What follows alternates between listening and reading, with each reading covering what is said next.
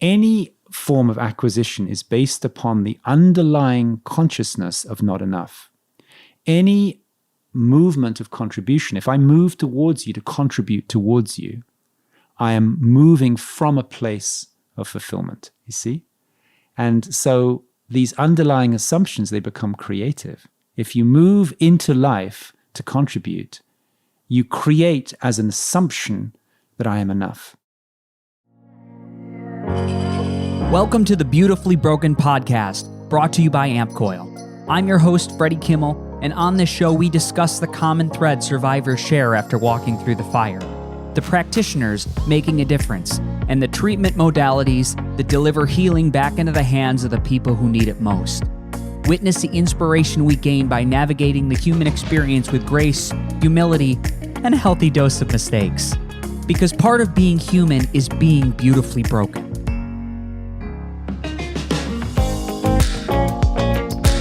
Ladies and gentlemen, welcome to the Beautifully Broken podcast. I'm here in Nevada City, California, and I have a very special guest that this audience is going to benefit from, and you don't realize how much yet until you get to the end of the podcast.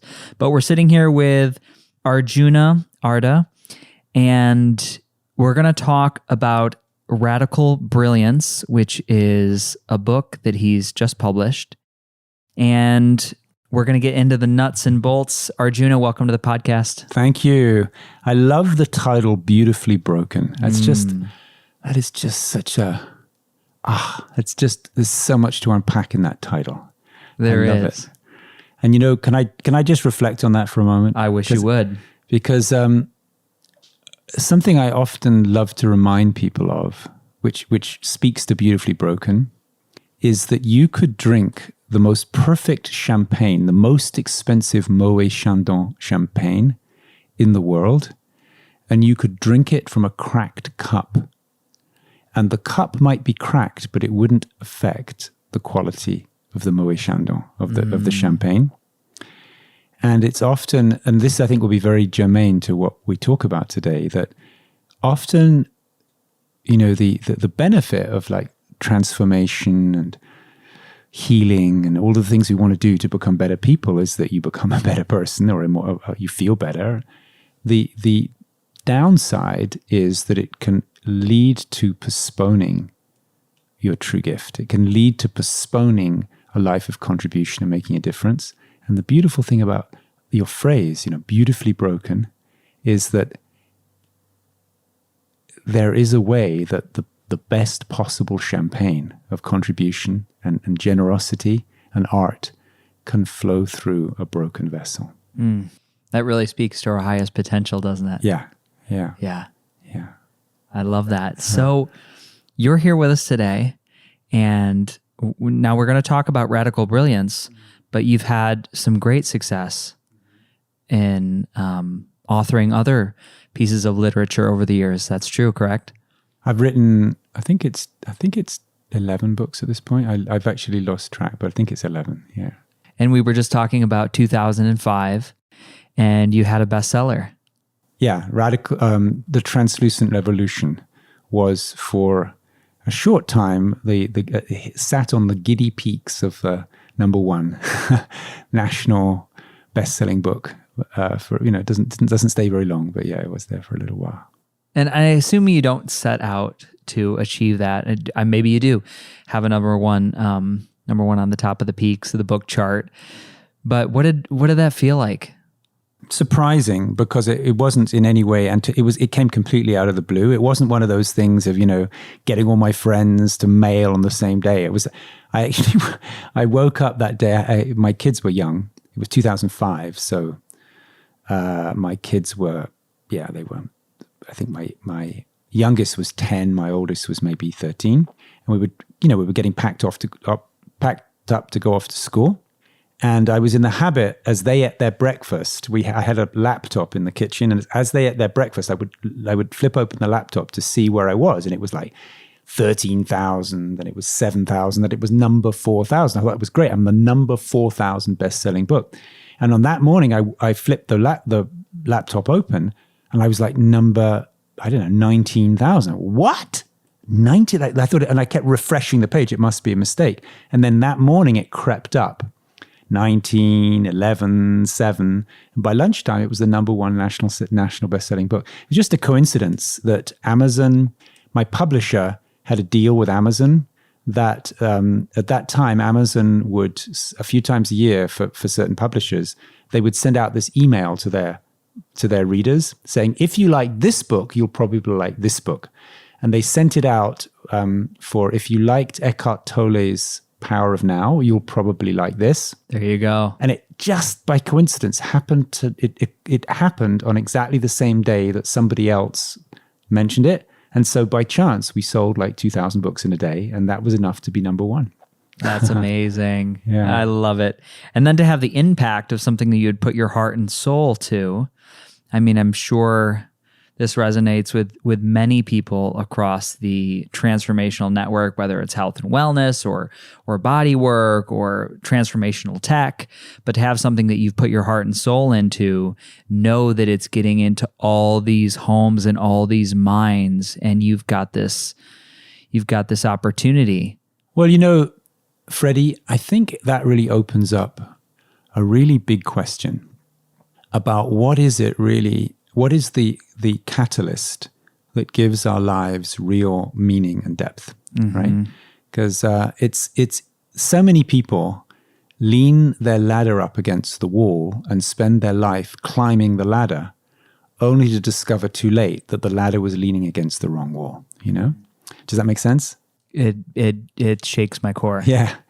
So that's been a kind of a core inquiry for me, and it revisited in a big way when I had a car accident a few years ago, where the car was looked like a crumpled up piece of paper, but mysteriously, for reasons I don't understand, I didn't have any broken bones, which was really. I was knocked out, unconscious, but I didn't break any bones, which was. Where was the car accident? It was in Washington State. And actually, because I was knocked out, I really don't know what happened. I mean, I was in the middle lane, on a freeway. I was in the middle lane with cars on the left, cars on the right. We were going at full freeway speed, like 70 or something. And there was a collision. And when I came to from being knocked out, I was in the middle, where there's that grass between the opposite directions. The car was absolutely crumpled. But I didn't know what was going on. I stepped out of the car and I started walking along this grass, and somebody shouted at me like, stop, and I didn't understand why they were so, because apparently I had blood all over my face, but I didn't know.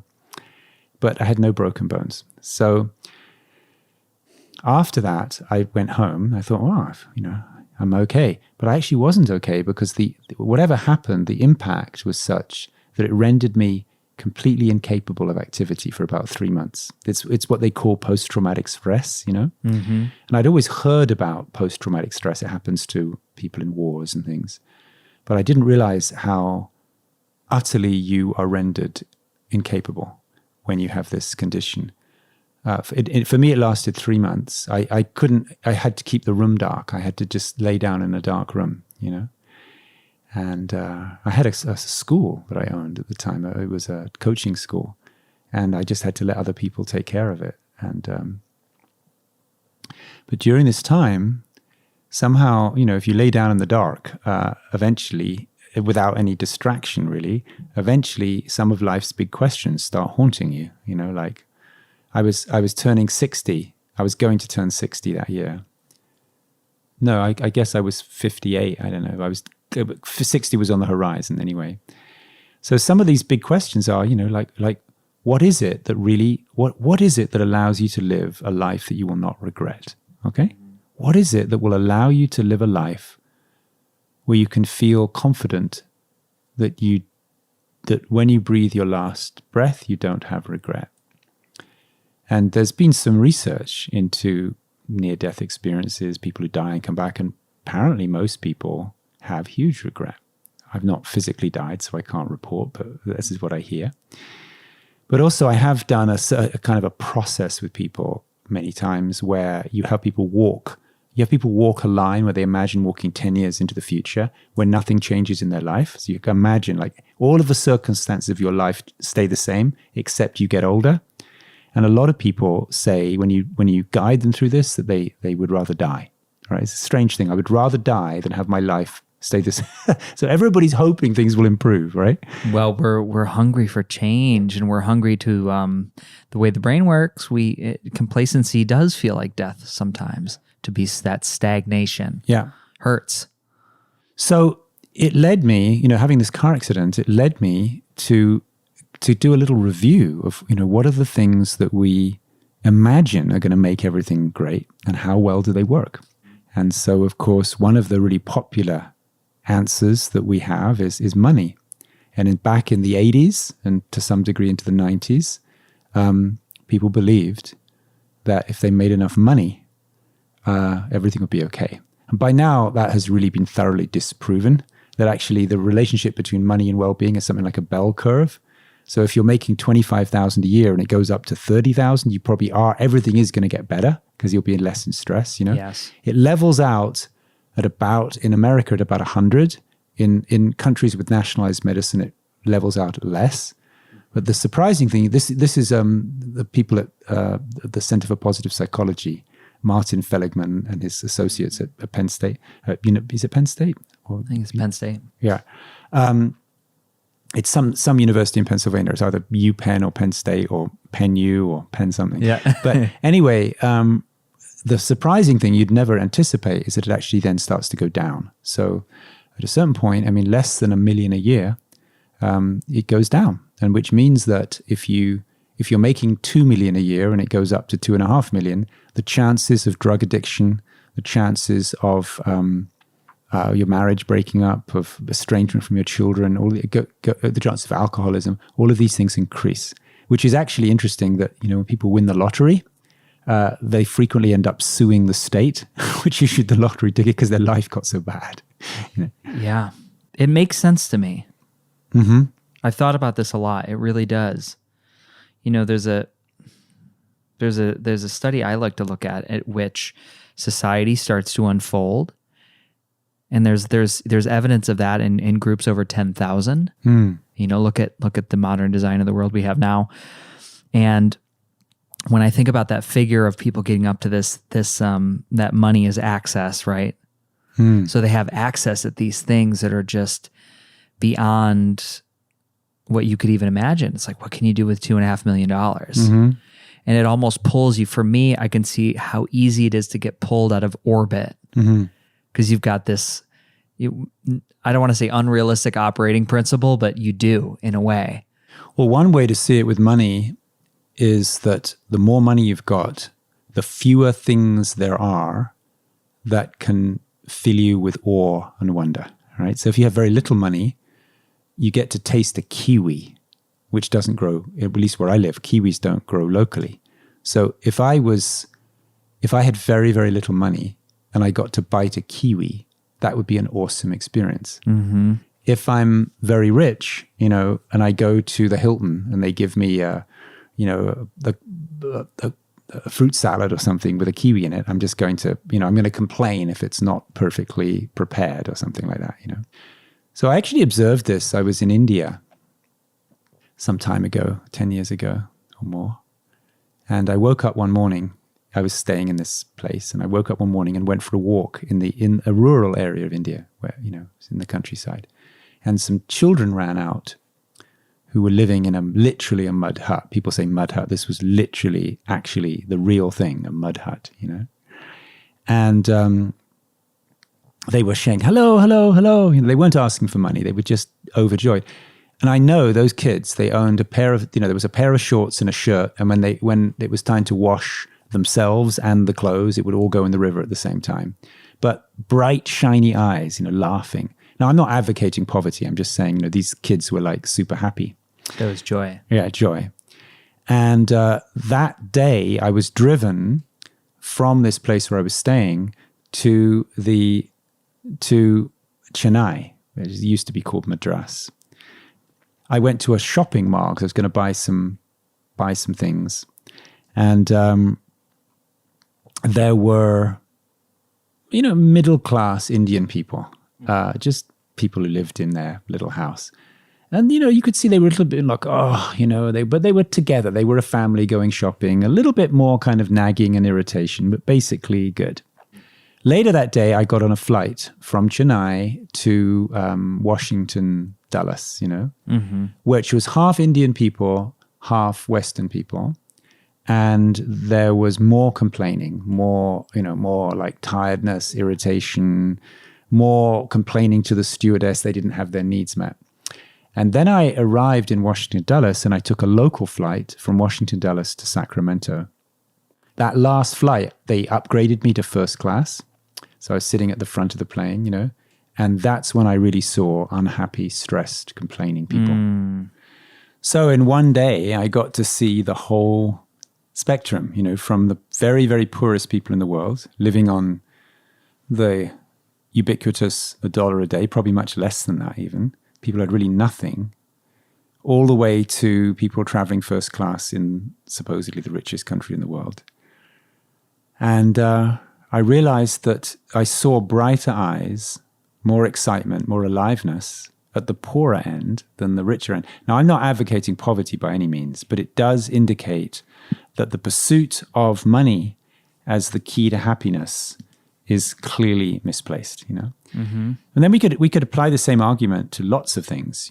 There's also the pursuit of finding your soulmate, which is another big thing people put energy into. If I could just find, there's one person wandering around out there somewhere in this overwhelming sea of humanity. If I could just find that one person who's got the key to my happiness in their back pocket, yes, then everything would be okay. And I hope they don't sit down before I find them, But of course, how that works out, is you fall in love and you feel great for a few months. And then after that, the key to your happiness seems to be how to actually get free of that person again.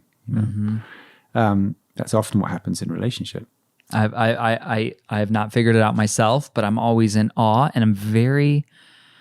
It's fascinating to me to watch relationships and watch how different people function in these little ecospheres they've created. Some very functionally, and it's incredible. And I'm just in total amazement of how well they make it work. And then most of the time, I'm thankful that I don't have to take part in the dysfunction, because you see, it looks so hard. It's hard enough for me to be with me. Like I'm always, I'm like trying to figure stuff out. We're on this self-improvement and discovery and how to get deeper and how to get real and more present and how to make impact in the world. And then I see how challenging it can be with another human being. So I'm just very observant of that, of again, the spectrum of how amazing relationships can be and how challenging it can be. Right. And a child of divorce too. My parents are amazing.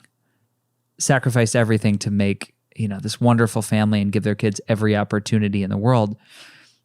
But the relationship, it was really hard to watch sometimes. And bear witness to. Yeah. Are they still together now? No. No, but they're partners. The irony is they're partners complement them so well. I see. On each end. Like they're both everybody won. Where did you grow up? Rochester, New York. All right. I was just there recently. Yeah. There are many other, just to finish this train, there are all kinds of other answers people come up with that we are actually fed, to what is the key to real fulfillment. We talked about money, relationship. There's also the pursuit of kind of perfect health. I don't feel really good in my body, so if I just pop enough pills or exercise enough, that's going to allow me to feel great. There's power, prestige, there's all kinds of things. But I realized during this time after the car accident, I realized one by one that none of these things that we pursue and that we are actually encouraged to pursue and marketed to pursue, none of them really deliver. So I got to a point where I had actually flipped. I started to think about people I had interviewed or people I knew well who were way above average fulfilled. People like Lynn Twist, Barbara Marx Hubbard, And there are so many people who just exude well-being for none of the reasons you would expect. They're not necessarily particularly rich, not particularly famous. They don't always have great relationships, So I thought, what is this common element which brings a twinkle to the eyes? Mm-hmm. And another answer that a lot of people will suggest is it's something spiritual. That if you just discover you are one with everything, if you meditate enough, that's going to produce fulfillment. And although there are examples of very fulfilled people who have gone through some kind of shift, making your life about spirituality, like making spirituality the driving force of how you make your decisions, actually doesn't seem to work very well. People who devote their lives to spirituality often get into an endless hamster wheel of chasing enlightenment. Mm-hmm. Same with psychotherapy, trying to heal. And internal conflict as well. Yeah. Yes, exactly. So doing this kind of reverse engineering, I realized that there are elements that very, very fulfilled people have in common. And the way it revealed itself to me, Freddie, was a bit like a jigsaw puzzle. Now, my father, he bequeathed to me various habits. He was also a writer, so I got my kind of writing habit from him. But my father was a very enthusiastic jigsaw puzzle enthusiast, right? A very practitioner of jigsaw puzzles. And he was so purist about jigsaw puzzles that he would get the puzzle, he would not look at the box. He would just keep it out of his eyesight. He would empty the pieces onto the table and then put the box away, hide the box. So he didn't know what the jigsaw puzzle was of. He would spread out all the pieces and then he would start to assemble them. And there'd be some red pieces that go together over here, some yellow pieces here, here's some sky, put that together. And as he assembled the jigsaw puzzle, he would find out what the picture was of. And that was how this happened for me in doing reverse engineering on real fulfillment, on really the way to live a human life so that when you die one day, you have no regret. And so that each day also, at the end of each day, you can breathe a sigh and know that your life has been well lived. Mm. So there are actually 4 value sets or 4 elements which appear to be contradictory. This is the confusing thing. They appear to contradict each other, but when they coexist together, you kind of win the jackpot on human existence. Well, let's deliver that to the audience. So you can think of this, I call this the Brilliance Cycle that kind of revealed itself. And you can think of this like, imagine a clock, right? With 12 at the top, 3 on the right, 6 at the bottom, 9 on the left. So at the top of the clock is what we could call awakening. Mm-hmm. That may or may not involve meditation or being a spiritual person. Awakening simply means a moment when you have direct experiential realization of who you are outside of the usual contraction of thought and reactive feeling. In other words, you experience yourself to be consciousness without boundaries, right? Now that may sound a little woo-woo, esoteric, but actually we're all dropping into that all the time, whether it's conscious or not. Everybody, when you go to sleep at night, there is a part of your sleep which is deep delta sleep, right? Or dreamless sleep. In dreamless sleep, where you're not having thoughts, you're not having mental activity, that is a time, of course it's unconscious, that is a time when there are no more boundaries. Now, how do we know there's no more boundaries? It's a very simple thing, okay? If you look at something, right? I've got this roll of tape here, okay? I'm holding up a roll of masking tape. When you look at that, it has a size, okay? It's about 3 inches across. If you look at any object, it has a size, it has color, it has texture. But that which is looking is that which perceives boundaries, right? So the attention almost never returns to being interested in that which is looking. But when consciousness doubles it back on itself to become interested in the nature of consciousness, there are no boundaries. If there were boundaries, if there were limits in space, then we simply would ask, good, now there is awareness of boundaries, so what is the where of the boundaries? And if that inquiry just goes back into itself, keeps looping, Now, this is actually not so foreign as it might seem. It may seem, mystical, Actually, anytime you walk outside of your house and look up into the sky, you perceive something that has no boundaries, right? You look into the sky and it extends. There's no wall at the edge of the sky. It extends forever. And your mind cannot possibly grok that. Your thinking mind cannot comprehend the possibility of infinity. Also, your mind can comprehend yesterday or last week or last year.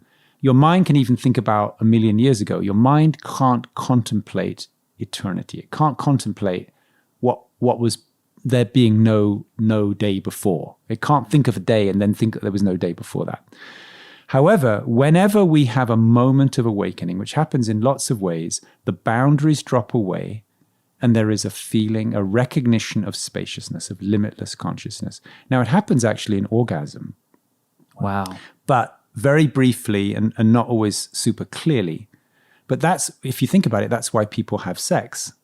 If it's not to make a baby, it's to have, for at least for a moment, your thoughts drop away, your emotions drop away, and everything becomes magical, right? Yeah. It's why people take substances like LSD or psilocybin or MDMA. A little bit different, but there are certain substances which are, MDMA gives you more of a feeling of love, which is maybe connected, Yeah.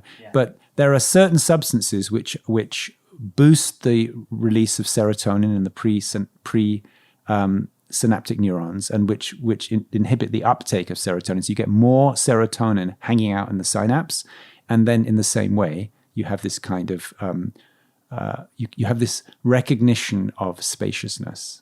So it happens also if you do something very dangerous, like if you ski off a cliff, in midair, you're not thinking about income tax, right? You're flying through the air and you have no thought, right? Flow state, totally. Well, yeah, let's come on to that. It's actually a little distinct from flow state. Flow state is what comes out of this. What we're talking about is infinity. We're talking about the recognition of infinity, right? The recognition of consciousness without boundaries, where there's no time, no me, no person there, right? There's no, without thought, without memory, without thinking about the past, you become undefined. You become simply consciousness itself. So that's 12 o'clock on this. Can that also be viewed as being completely present? Could we simplify it that way? Does that fill that checkbox? Well, let's move on a little bit, because that actually comes out of it, really. Okay. What we're talking about is consciousness without an object, where there isn't really anybody to be present or anything to be present to. There's just emptiness. Emptiness of form, but fullness of every possibility immanent. So it's actually what in physics is referred to as the space-time continuum, or the field, people sometimes call. There's lots of different words. Physics points to the fact that every subatomic particle is just energy. Like an electron isn't a thing. It's a vibration. It's a vibration, which is actually everywhere until it needs to be perceived. This is the observer effect of Heisenberg. Yes. When it's being perceived, it becomes localized. Without the perceiving, it's a wave, which is actually everywhere. It's a waveform which is everywhere. And actually, every electron is like that. Every component of the neutron is like that, which means everything is made of subatomic particles, which are all wave-like, except when they need to be localized. So physics kind of points to the same thing. So we're talking about a moment of recognition of that field. And that's that awakening at 12 o'clock. 12 o'clock. Now, let's start off by identifying the four stations, and then we can start. If you look at the diagram, I don't know how we'll do a diagram audio, but if you get a chance, we can put it in the show notes. Yeah, and if you look at radicalbrilliance.com, you'll see the diagram too. And I'll give it you for sure for the show notes, so you can see how one flows into the other, right? So let's just start with defining the four stations, and then we'll see how they move into one another. So Beautiful. The next station is 3, right? Which is what you referred to as flow, creative flow. This is where, for example, if you're a musician, you're jamming together and it's just happening, and the music takes you over. If you dance, it's where you're just being danced by the music. It's like if somebody, I just recently completed a novel. I wrote 300 pages in 3 days. That's what you call a flow state. It's like it's just happening through you, right? Yeah. So let's define that as 3 o'clock, right? That's like creative flow, maximum creative flow. 6 o'clock is the domain of accomplishment, right? So it's all about the boundaries of time and space. It's completing things within time. So that's where the CD gets made, the book gets published, the deal gets signed, it's bringing things home, right? And finally, 9 o'clock if you can imagine the clock, 9 o'clock is a place of humility. It's a place where there is minimum esteem of localized self, right? Which doesn't mean you put yourself down. It just means it's the recognition that I am, as an individual, I'm like fairly flawed. It's forgivable, but I'm just like, I'm nothing special, right? It's humility. So now that we've defined those 4, what becomes interesting is how they actually give birth to one another. And this is where the Brilliance Cycle, I suppose you could say different than how we may have looked at these things before, okay? So let's look at that. If we go back to awakening at 12 o'clock, let's think about like 12:05, right? Just if this is a cycle, there is a natural humming, within infinity, okay? In Kashmiri Shaivism, where they have explored this the most of any tradition, they call it spanda. Spanda is the natural vibration, which is a quality of infinite consciousness, but it's a vibration. It's not empty now, right? That spanda, the best way that you and I can access that is through the body as the very, very beginnings of sexual arousal, right? So if you're just like at a party and you see someone attractive and you look across the room and it's just like, and there's just a little, right? It's just that first flicker of a slightly aroused energy, right? Yeah. That's spanda in the body. If that grows, of course, physically, if it grows, it would eventually become sexual arousal. But if that grows as a sound, it would eventually become musical creation. It becomes music. If it grows as a story, as it could just start as a flavor. As it grows, it could become a novel. As it grows as an idea, it could become a political movement. It could become a new app. It could become anything, right? So this is a particular way that new things emerge out of nothing. Just like in quantum physics, new forms arise out of nothing. That's the whole understanding of quantum physics, that everything arises out of the field. So in consciousness, everything arises out of a unified state. So that's the movement from 12 to 3. And you can see, as you go from 12 to 3, you're going from the faintest vibration until 3 o'clock, full-on creative flow. Now, in terms of, we can also understand this through brain chemistry. Up at 12, we had mostly serotonin happening, right? Mostly a serotonergic brain. By the time we get down to 3, we've got mostly dopamine happening. Dopamine is excitement and arousal, you see. Between 12 and 3, there's an interesting relationship of serotonin to dopamine.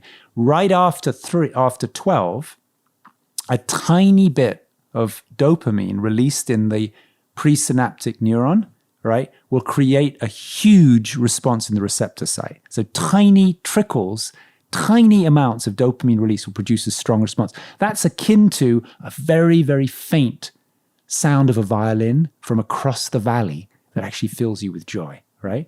By the time you get down to 3, you've got massive amounts of dopamine being released, relatively less effect. And that's like standing in front of the speaker at a rock concert, right? It's blasting at you. Right? You're really feeling it through the whole body. But it takes and this is actually the addictive quality, can be the addictive quality of making your entire life about stimulation, you see? Yeah. Right. So let's go to the next phase. That stuck of active climbing a ladder. Yeah. So the next movement is from 3 to 6. And the next movement is from that creative flow to accomplishment. It's how creativity turns into an accomplishment. So again, if we look right after 3, like 3:05, just a little bit after 3 o'clock, there is a kind of creativity, right? It's a kind of creative act called intention. And intention is really a creative flow now with a future outcome velcroed to it, right? So you're jamming together, right? You're jamming, you're completely taken over by the music. And then someone says, hey, let's make an album, right? So that's all coming out of this flow, but now you've set an intention in the future. Yes. The movement from 3 to 6 is the movement from intention to actualization. And there's a kind of you could say there's a masculine and a feminine style to this. Doesn't necessarily mean male and female, but there's a more masculine, more feminine way of this happening. The more masculine style, which we're more familiar with, is testosterone driven. And that would be, I don't need any help. I'm good. I can do this alone. I'm just going to plow through. There may be obstacles in the way, but my force and my willpower is going to barrow through and we're going to get it done, right? The more feminine style is we've got each other's backs. We're a team. We're trusting in the outcome, maximum trust. We're going to do this together, right? Which is more connected to estrogen and oxytocin.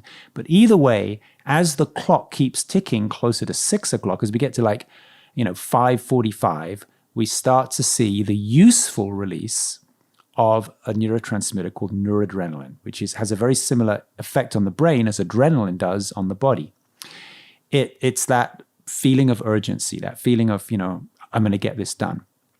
Now, what happens is there is an increase of sympathetic nervous system activity and a suppression of parasympathetic nervous system activity, right? What that means is if you're tired and your eyes are itchy, you don't notice anymore. You're going to tune it out. If you need to go to the bathroom, you can work for hours without even noticing. If you're hungry, you could go all day without eating. You don't notice that you're hungry. So all of these messages from the body get tuned out so you can push through to meet the deadline, right? Mm-hmm. But equally, it's not just physical messages. Equally, emotional messages get tuned out. So if you feel hurt, if you feel, slighted, if you have different emotional messages, they also get tuned out when you're in sympathetic dominance. Now we get to the next crossroads, right? We're at 6 o'clock. We've released the album, right? We've published the book. Yay! It's time to celebrate. But you know what? You know how there's this thing, how when a woman has a baby and very often women will get postpartum depression. There is a kind of postpartum depression that goes along with any accomplishment. Mm. You've released the book. It's published, it's made its way high on the New York Times bestseller. You release the baby. and you feel depressed, you see. Yeah. Now, this is because of a phenomenon known as parasympathetic flooding. And parasympathetic flooding means that you've been pushing aside these signals from the body, from the emotions, from everything, from other people. You've been pushing aside all of the feedback, and suddenly it floods in on you. And suddenly you feel really tired. You feel really like regret. You feel like, either you feel regret that you haven't talked to your kids for 5 years, you've been so busy pushing, for the deadline, or you feel regret that you've abused your own body, but you feel this feeling, right? Mm-hmm. And so this begins another cycle, which is a little less comfortable. So right after 6 o'clock, you get this phenomenon of parasympathetic flooding, which is often accompanied by feelings of remorse, regret, guilt, failure. You feel like, These feelings are made very unpopular by our pop psychology culture because they were rammed down our throats by certain kinds of religion, right? So up until the 60s, guilt, shame, remorse, that was just like the diet of certain religions. So then there was a rebellion in the 70s. Those are toxic feelings. I'm never going to feel. Shame is a toxic feeling. Regret is a toxic, don't ever feel that.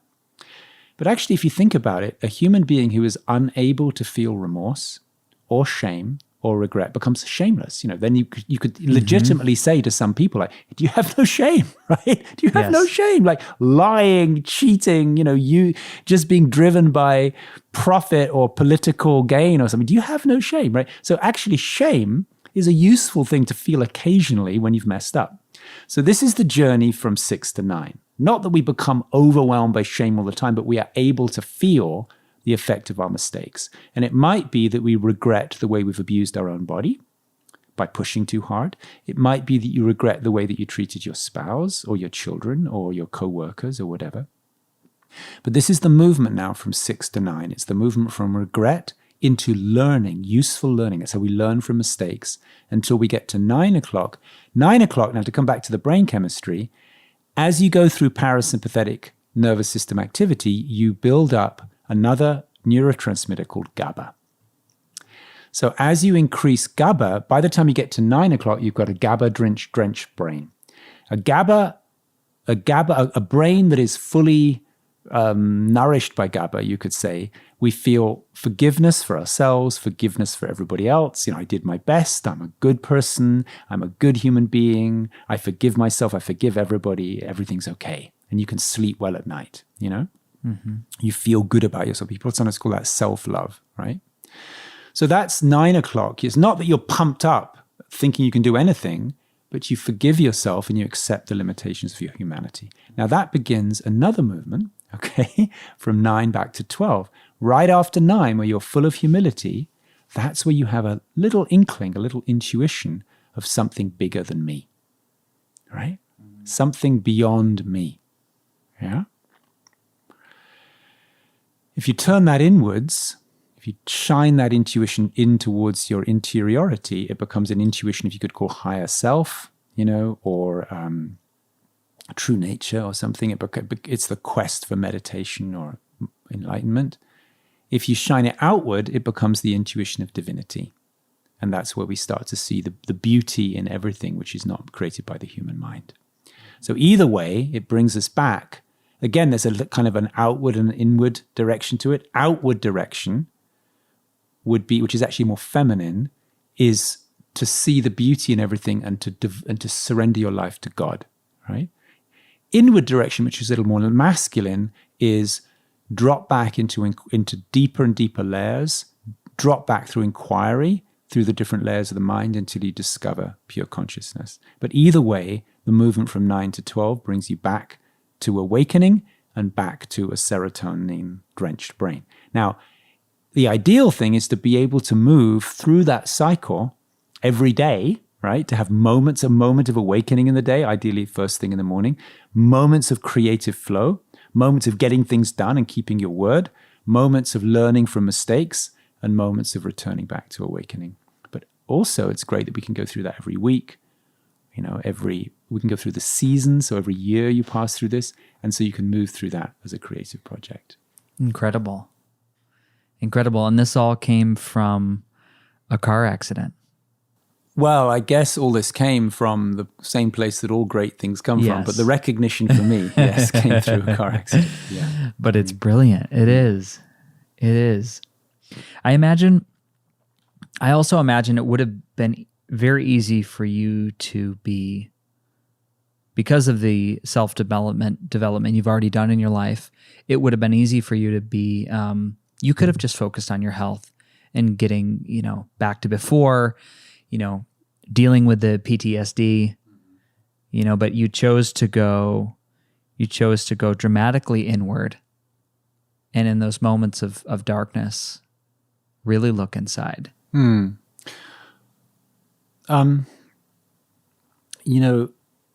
I think there's a certain way, sooner or later, that we all realize that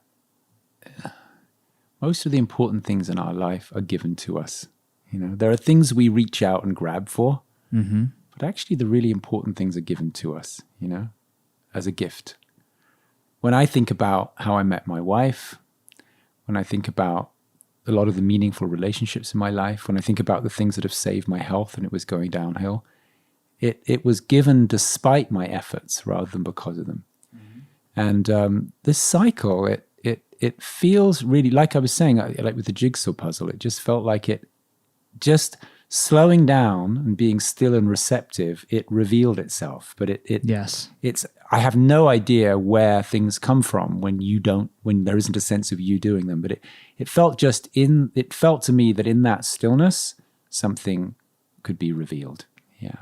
That resonates with me on a very high level. The more people I talk to, survivors, artists, creators, I see the pattern that, and the pattern that I really enjoy connecting with, is that the ego melts away, and it's all a process of discovery.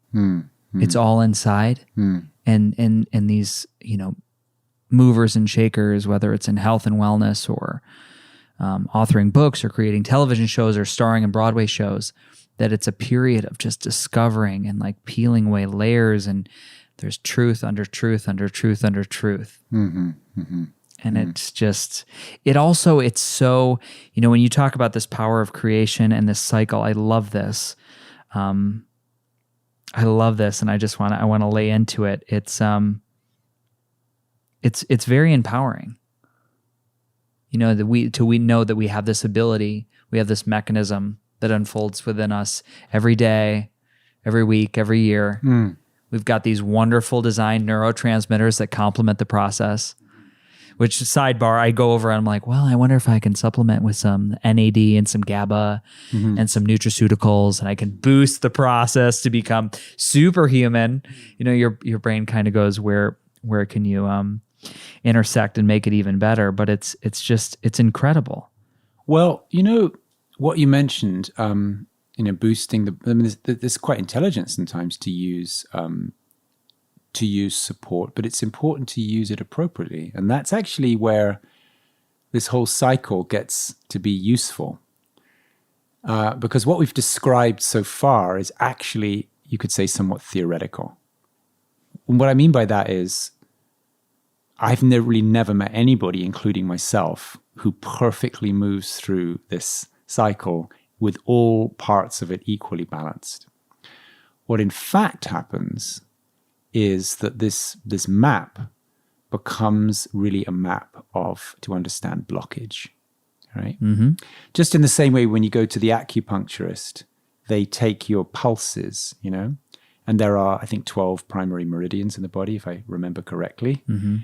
When they take the pulse, they are reading where there is excessive chi and where there is depleted chi. Yeah, I wanted to say dampness. Yeah, depleted. Yeah, depletion. Yeah. So, and then the needles are to restore balance. Now, I don't think acupuncturists almost ever experience somebody come in where everything's perfectly balanced. So, in the same way, this model, it gives you a theoretical understanding of the components of brilliance, but it also gives you a model to understand why we are not always at our most brilliant possibility of ourselves. So we've been together with a group of coaches. We've been able to recognize 4 different kinds of blockage, right? 4 ways that the cycle gets blocked.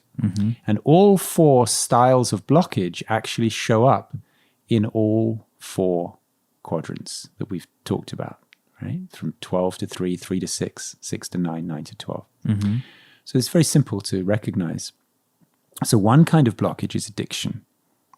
Addiction means that you start to, you crave one of these 4 phases over the cycle itself. And that's actually what most of us are doing, right? So you could get addicted to the pursuit of infinite consciousness, and that becomes spirituality. And then your whole life is only about that.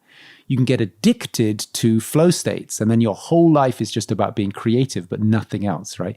You can get addicted to accomplishment. I just want to get things done. I want to make money. I want to build things, and the expense of everything else. Or you can also get addicted to self-improvement. I just want to do one more workshop, one more therapy, then I'm going to be fixed. But of course, it's a hamster wheel. So that's addiction. Addiction means that one part of the cycle becomes the center of your life instead of the cycle itself, you see? Another form of blockage is the opposite, which is resistance or judgment. So one part of the cycle becomes just horrible, So instead of seeing that you're addicted to 12, you might look at people who are making money and accomplishing things and saying, oh, you're just like you're not even a human being anymore. You're a human doing, it's like so we can have judgment about certain aspects of the cycle, which has a slightly different quality than addiction.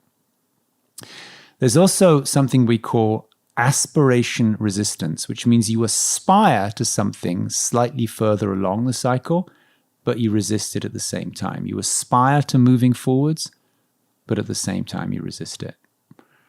I know there's people in the audience raising their hands. I'll just say the last kind of blockage.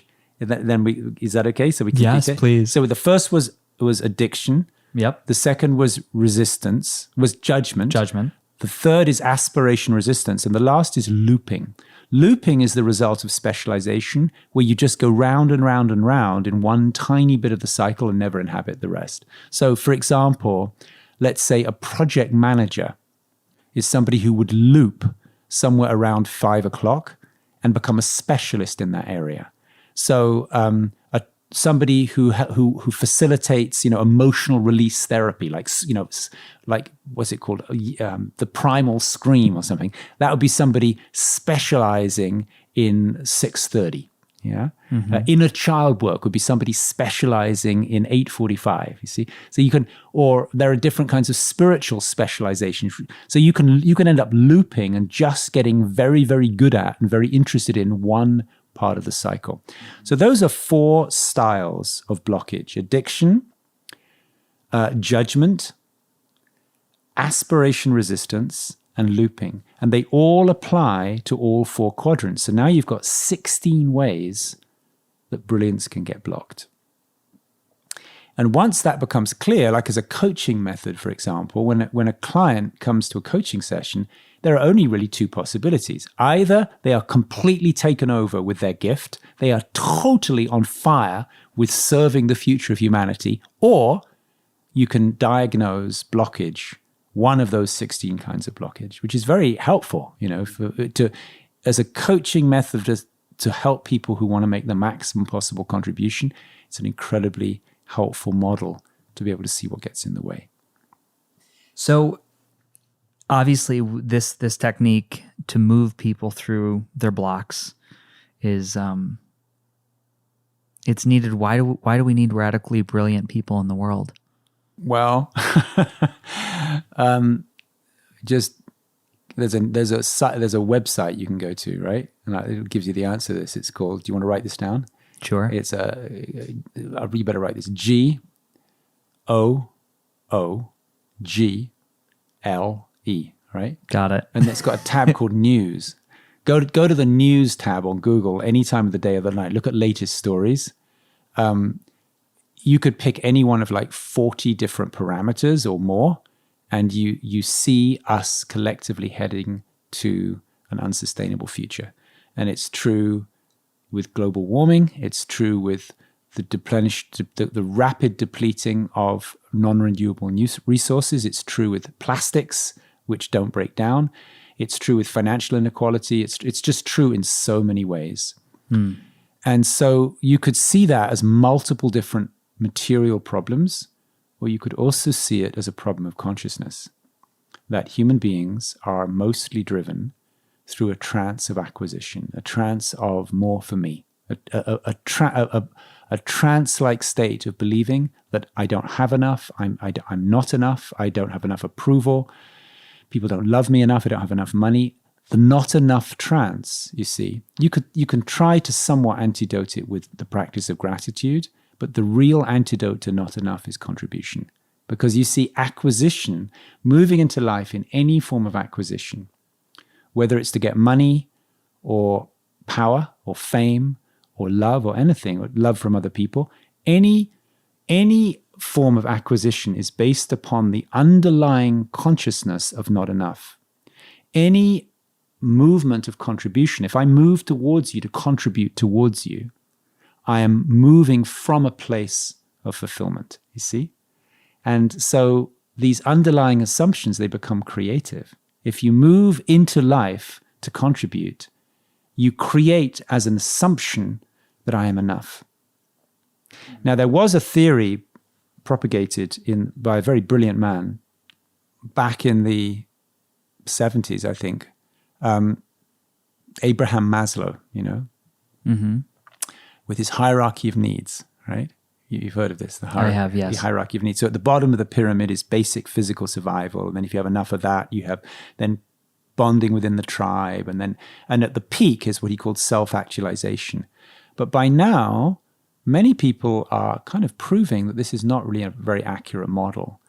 Like Lynn Twist, for example, she's spent a lot of her life in war-torn areas, famine-inflicted areas, where she'll go in and she'll meet people there who don't know where their next meal's coming from, who don't have a place to sleep that night, but who are grateful for the opportunity to make a contribution to other people, who will donate their time to helping other people. So actually, at any level of physical security, the opportunity to serve is always there and is always nourishing and actually propels you through. So the opportunity to serve other people, to be creative, makes you more creative. The opportunity to help people become more affluent makes you more affluent. The opportunity to share love actually allows you to feel more love. So, yeah. So why today? Because, imagine that we're doing this podcast on the deck of the Titanic. Okay, you and I. And the Titanic's a pretty amazing ship. There's people playing cards in the card room, trying to make a few extra bucks at the card table. There's people eating delicious food, savoring their many-course meal. There's people making love. There's people they even offer some kind of therapy group to heal your inner child. On the Titanic, there's all sorts of things going on.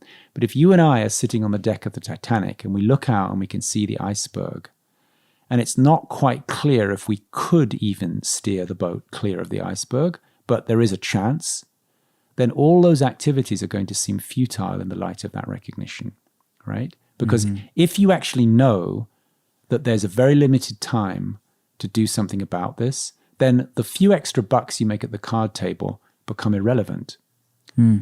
Becoming the most popular person on the dance floor becomes irrelevant if, in fact, we're about to hit an iceberg. The only relevant thing, the only meaningful thing you can do at that moment is all hands on deck to avert a catastrophe. Service. Yeah. So really, people can agree or disagree. There's the possibility to take many different dispositions, but many people today recognize that this is an extraordinary time to be alive. We're facing crises of unprecedented proportions, but we're also facing a possibility for evolution that is unprecedented. And we're seeing advances in all kinds of fields, in technology, in medicine, in the access to knowledge, through connectivity. We're seeing the possibility for us to become our best version of ourselves. And I think if that becomes obvious, then the call to be of service, the call to make something meaningful of your life becomes overwhelming. It seems some of the pleasures of life that would be more meaningful if you had plenty of time become sort of weird, in the light of the urgency of the situation.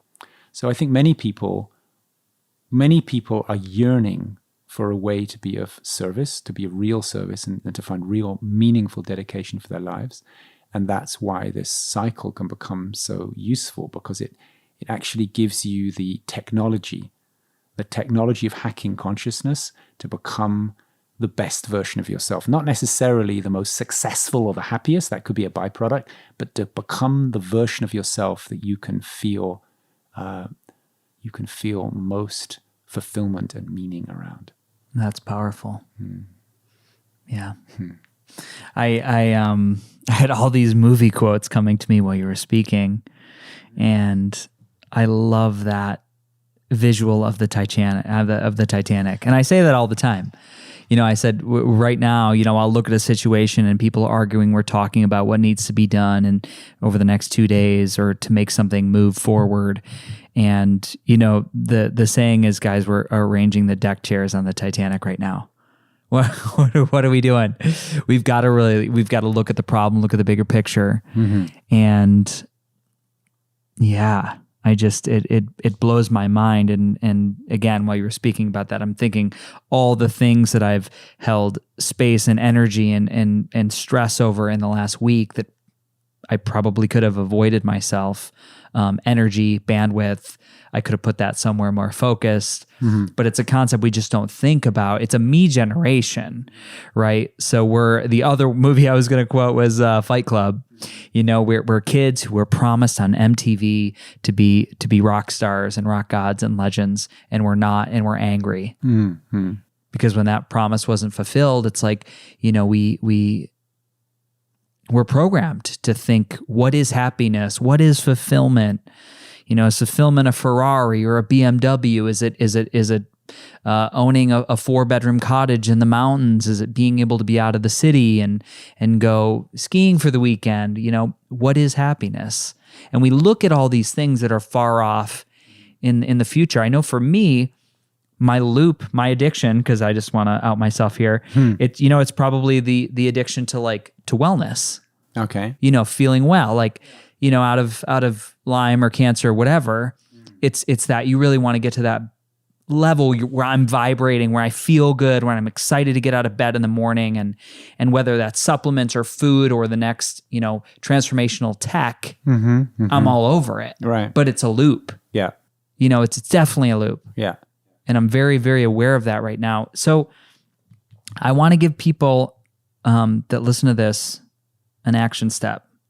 Well, let's just do one last look at it first, because this will put a lot of it in context. Because once we've discovered this as a map of blockage, it can now become prescriptive for what you can do to shift your consciousness, you see. And one of the big challenges we have with any sort of consciousness hacking or biohacking is there are so many ways that you can shift yourself. You could go jogging, have sex, take a nap, take a bath with Epsom salts. You could take about a gazillion different supplements that are available, all of which somehow look useful. You could, say thank you. You could stand up for yourself. You could tell your truth. I mean, it's just endless. The things you can do to change your consciousness in some way, to kind of so-called improve yourself, is endless. And now we can see how this, when we understand the nature of the cycle, just about anything you can think of that changes your consciousness. I mean, when I say anything, the list could be in the hundreds of thousands. Anything you can think of that changes your consciousness in some way actually becomes a way to move you through a part of this cycle. So now you can see that a practice, a discipline that's really great for one person at one time could be disastrous for the same person at another time, or for a different person at the same time, right? So as an example, if let's say somebody is addicted to 11:30, okay? That would be a spiritual junkie who keeps going to India or on retreat or going into silence because they have the idea, if I just go deeper and deeper and deeper and deeper in meditation, everything will be okay. And there are plenty of people like that, where the solution to everything is spiritual. So somehow I've just got to not be caught up in my ego and get more and more spiritual, right? So somebody who is addicted to wanting more and more and more 12 o'clock, right, will probably also have difficulty with finding purpose in terms of action, right? So the kind of courses, there are courses offered online to find your true purpose. Those courses, Find Your True Purpose, are most popular with spiritual people. Because if you pursue emptiness, then you're constantly wondering, what am I supposed to do with my life? So if you're addicted to 11:30, you're probably going to have a lot of difficulty with making things real in the world with the activities of 6 o'clock. So consequently, if somebody was addicted to 11:30 or equally had judgment of 6 o'clock, of getting things done, they might self-select meditation as their favorite practice, but it might actually be exacerbating the imbalance. Equally, let's go the other side. Let's go to 5:45. Somebody addicted to getting things done, they will prescribe for themselves an endlessly extending to-do list. People who are very productive, they'll say, I'm not happy. I just need to add one more thing to the list, you see? But that actually is the nature of the imbalance. Equally, you could say, if you're addicted to 3 o'clock, your prescription is going to be more creative, more new ideas, more new ideas. If you're addicted to 9 o'clock, it's going to be more therapy, more therapy, more therapy. You see, more fixing myself. So very often when we self-select, we may be doing a lot that looks like we're really working on ourselves and making ourselves into better people, but the nature of what we choose for ourselves exacerbates the imbalance. So now the Brilliance Cycle becomes an excellent way to see that any practice you can think of under the sun, and I'd be glad to give you, examples, but any practice under the sun fits somewhere into this cycle and is an excellent way to move through one part of the cycle, but would actually exacerbate a different part of the cycle. It would make the problem worse, you see, right? So, so a really good example, as I said, is meditation. That meditation is not the solution to everything. It's the solution if you can't connect with the infinite, but it can also become the problem if you can't get things done, you see. So this is where the cycle becomes really practical and a really great foundation for coaching, because it allows you to recognize that the right practice at the right time is going to restore balance. It's beautiful. So who would you take into this community first? Do you see Radical Brilliance being a true, is this a catalyst to really change the coaching industry?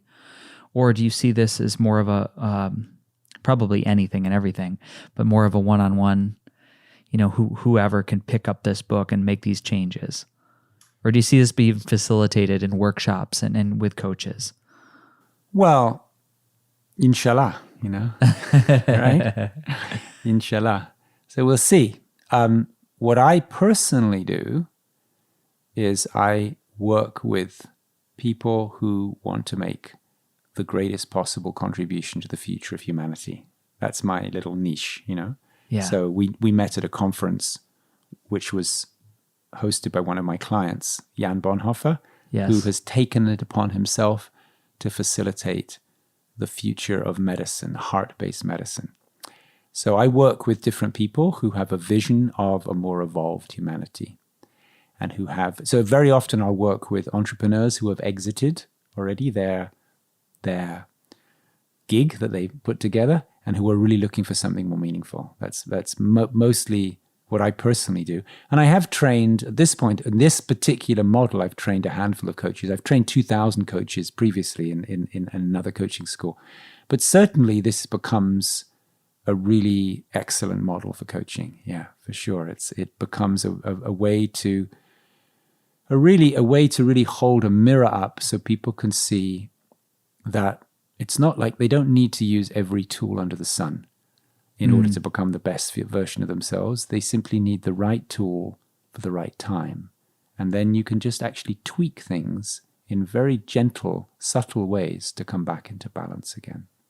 And if somebody's looking to pick up the book, are there additional resources for helping them? Let's say I pick this up and I start reading and I start trying to work through some of the exercises.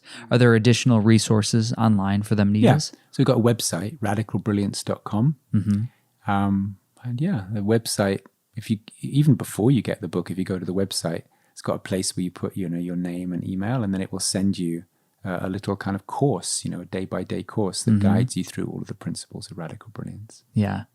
And then what about community? Where do you connect people who are doing this work or who are going through, this path that they might align together? Yeah, we have an online Radical Brilliance community where people, which actually guides, we have 108 practices tied to different places in the cycle. You could map way more than that. We've just mapped 108 useful practices that once you recognize where you're stuck in the cycle, they're useful practices to move you through to the next phase of the cycle. Yeah. It's funny, going through this with you, my head's spinning right now. My head's spinning. I guess I would say the drivers of why I do what I do and why I focus the energy on the things that I do. And, Beautifully Broken podcast, it's a huge passion project. And I'm always very evident. I'm always very aware that it's evident that whatever you supply people with as far as modalities to move forward or to put together the broken pieces and to feel whole, that it's never about the tool. It's about the individual. And it's about where they're coming from and why are we putting the broken pieces back together. And when you get someone that comes from that really strong why, that it's just, it's synergistic. You can feel like lightning coming off this person, and then other people, it's the loop. And it just to be able to just, my head keeps going around in the dial. And when people get this, when you go to the website and you follow, you follow the flow chart around, you'll see, because now my head's going around. I'm like, oh, I get stuck there and I get stuck there and I move through this well, but this is a loop for me, and it's really, it's great to see it put down in a system. Well, the great thing is that once you take that attitude of, oh, I get stuck there, then it's very, very quick and easy to give the right practice, to recognize the right practice. And then what actually happens is, instead of your life being about more for me, because it brings you back into balance, you wake up in the morning filled with the longing to make a difference, the overflowing generosity to make a difference to other people. Arjuna, if you could go back and just speak to, let's say the 21-year-old version of yourself, and knowing that there was a radically brilliant human being in there, what advice would you give that 21-year-old? Interesting. Well, yeah, it's funny. I was actually talking to a young man, a little bit older than 21, and he had intelligently been devoting himself to practice, to getting up early in the morning and changing his state. And I think, that's probably the most important thing that I'm aware of. If I could go back and advise my younger self, is, that any time spent on changing your state incrementally, whether it's sitting silently or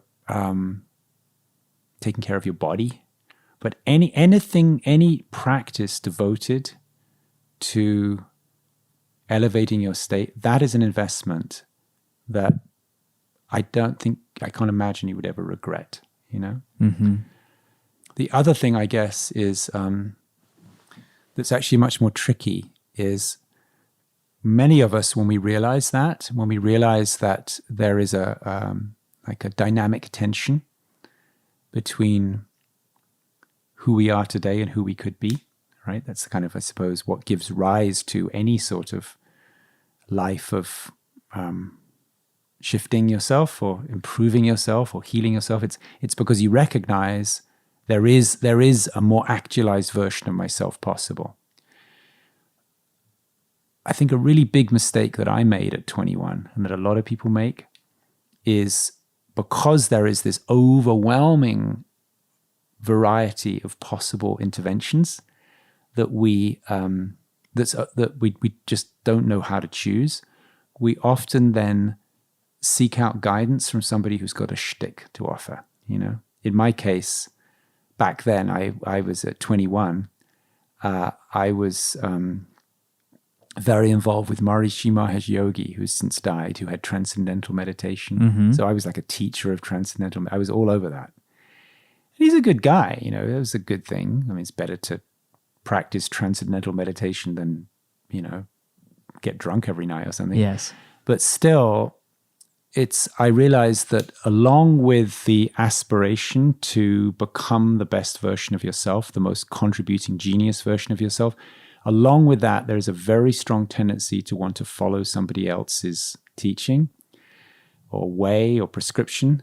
And ultimately, this is the tricky thing, ultimately you get the best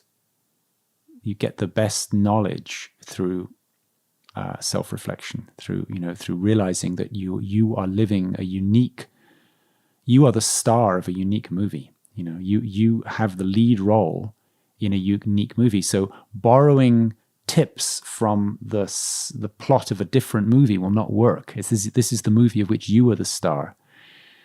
So how do you deal with that? And I think that's been the great gift of coaching. Finding a great coach who doesn't have a rigid agenda of what you should do. They don't have one way, but who is really willing to sit with you and reflect back to you where there is, to help you see where there is blockage and a kind of objectively sane way of addressing that.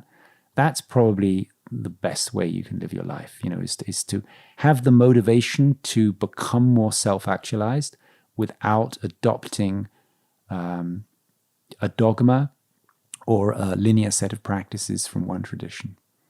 Yeah. I couldn't agree more. The value of coaching is unparalleled, and some of the biggest leaps forward I've made in my life are from a good coach. Yeah, for sure. And just having a guide. Yes, for sure. That's operates from this space of the way you described it, sort of a neutrality. Yes. Yeah. Yeah.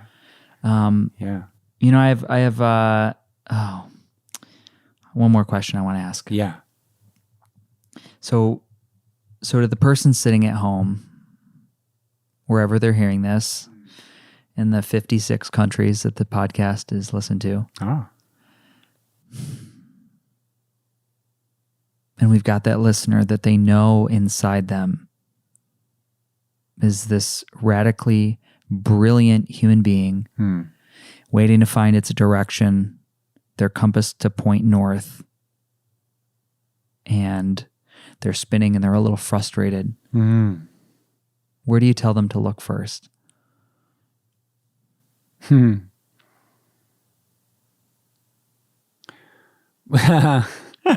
Well, I guess I'm a little biased, because this model has revealed itself to me and it proves itself to be so universally useful.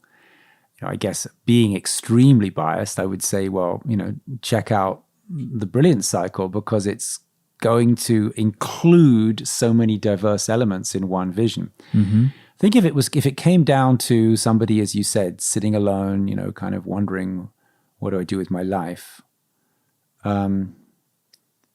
It depends so much, this is again where I'm very hesitant about one size fits all answers to any question, because it really depends so much on what your life's about. I think it's, okay, well, can I answer your question with a little tool instead of with a, please.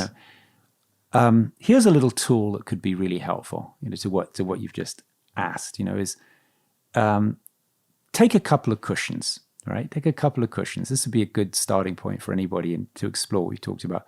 Sit on one of the cushions and then just imagine that sitting on the other cushion is a future version of yourself who has somehow already resolved whatever is unresolved in your life. So if you're struggling with money, in front of you is the version of yourself who is no longer struggling with money.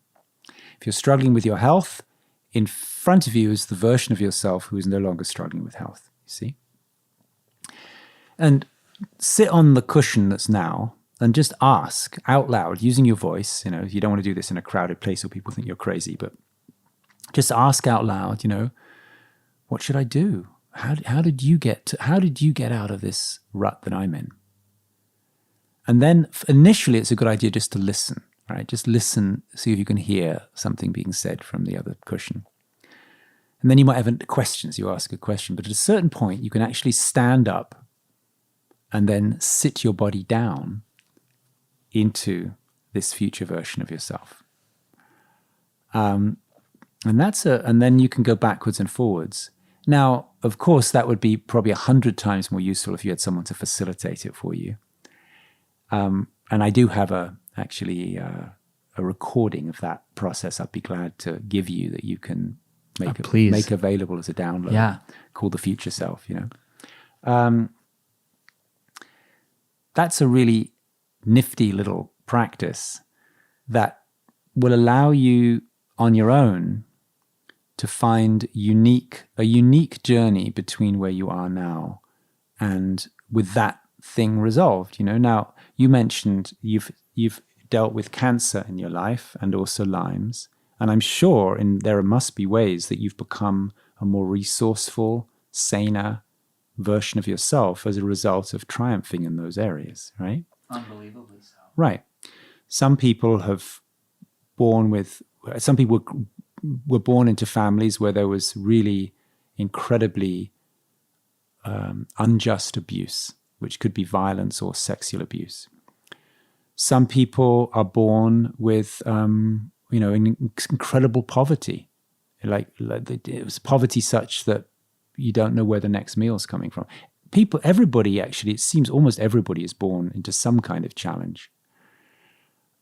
And the particular hero's journey of your life is going to be unique. You become the best version of yourself through masterfully addressing the unique set of challenges that you have been given. And it's actually through the challenges that the medicine is alchemized. If you avoid your challenges, you don't find the medicine that you were born to bring. So that, I would say, is if you wanted to, because, when you asked, what would you say to somebody listening? I mean, if somebody just exited from a company that they'd sold for 56 million, right? And they were wondering what to do next, I would say, well, come talk to me. Right? Yes. Because I'm really good at helping people to realize the way that they can make a unique contribution. But I wouldn't want somebody who's not in that situation to feel guilty if they're struggling with a health issue, because somebody struggling with a health issue, the next thing to do is resolve the health issue. And you want to do that first, or if I don't know, if you're dealing with depression, which is a kind of health issue, the first thing you want to do is resolve that so that you become a version of yourself who has something to give, To some degree, maybe you could be doing both. But usually, that's the benefit of coaching. Usually, things are confusing and overwhelming if you try and look at the big picture all at the same time. But if you look at particularly with the help of a coach, if you look at what is the most intelligent way for me to focus my energy in the next 7 days, that's usually pretty clear. It's like it's not that many things. It's like in the next 7 days, these would be the smartest things to do, and these are the distractions that I know I'm subject to. So let me focus on these things and let me be aware of these distractions. And that's where coaching can be super helpful, and that's also where this model that I've described to you can be really helpful, because you don't have to do everything. If you just make these 3 tweaks in your life this week and be aware of these places your energy gets distracted, you're going to have a much better week than you would do otherwise, and that breaks it down into being very, very simple. And if you do that this week, at the end of the week, you'll be standing on slightly different ground. If you think of it like a hiking, you'll be standing 30 feet higher on the hiking trail than you were. You'll have a more expansive view, and then you'll be able to see now it's 3 new tweaks you could make because you've accomplished that, So, I mean, some people I coach, the next obvious step is they're going to bed at 2 a.m, waking up with an alarm clock and drinking a lot of coffee. And why they're going to bed so late? Because they're eating late, their life's out of balance. So, okay, what's the next useful thing you can do? Go to bed 10 minutes earlier every day for the next week. So but at the end of a week, we've got it an hour earlier. Great. That's a great step you could take, What's another great step you could take is, okay, well, you're not having lunch at the moment because you're too super driven and super. So the next step you could take is stop for half an hour. Don't look at the cell phone, So these are just little incremental steps. But if you actually take the incremental steps and create some form of accountability, whether it's with a friend or if you can afford a coach, if you just get it down to 3 to 5 steps per week, that will take care of that. And think of that over a year. It's like if you're pointing in a certain direction, you just shift it by half a degree in a year, half a degree in a week, right? At the end of a year, you're going to be facing in a completely different direction. Unbelievable. Yeah. That's it? Yeah. Arjuna, it's an honor to sit here with you and share these ideas. Yeah, truly. And this is everybody's call to action. Nobody's exempt from this. No one listening to this recording.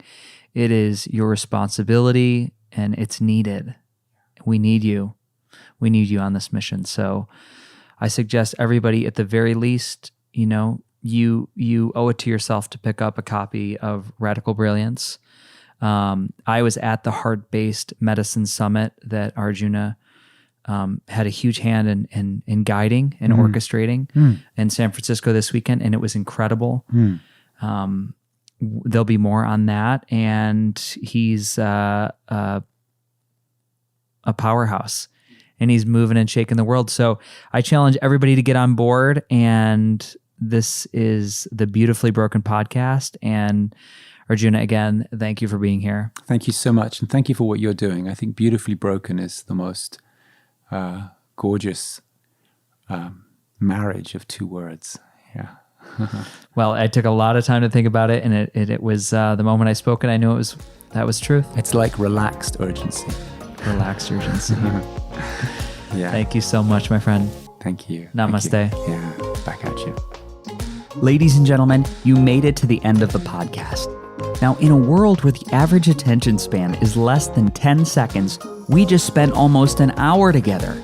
And I think this is the beginning of something really beautiful.